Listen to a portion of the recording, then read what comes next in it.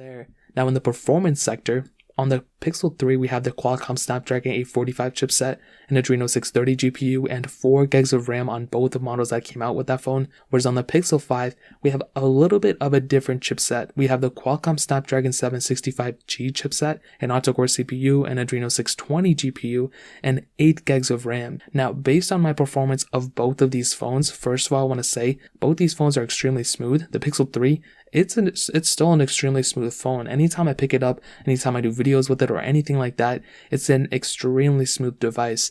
And that is a pretty big asset for a phone like the, Pixel lineup. The software doesn't really require too many resources. It doesn't do anything crazy in the background. It's just, it is what it is. And that's something I really do like about the Pixel lineup. Now, playing video games and all that stuff on the Pixel 3, you may start to see some, glitched frames here and there, especially if you try to go and multitask out of a certain app and go into another one that may be bigger. This phone is not meant to, go and multitask out of a bunch of apps at one time and split screen multitask all the time.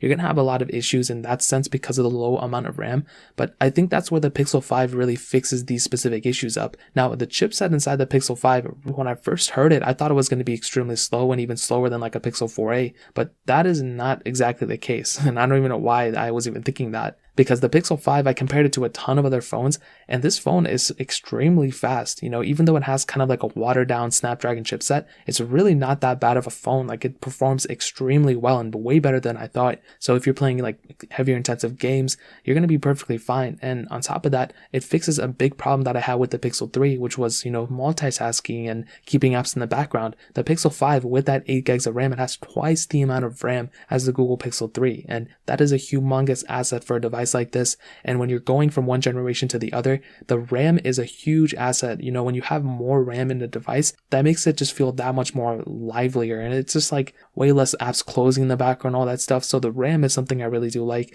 And with that chipset and everything, I'll definitely tell you the Pixel 5 is a better performing phone than the Google Pixel 3 for sure. But the Pixel 3 I still think is pretty good for the most part too. So in terms of performance, that pretty much covers it up. Now,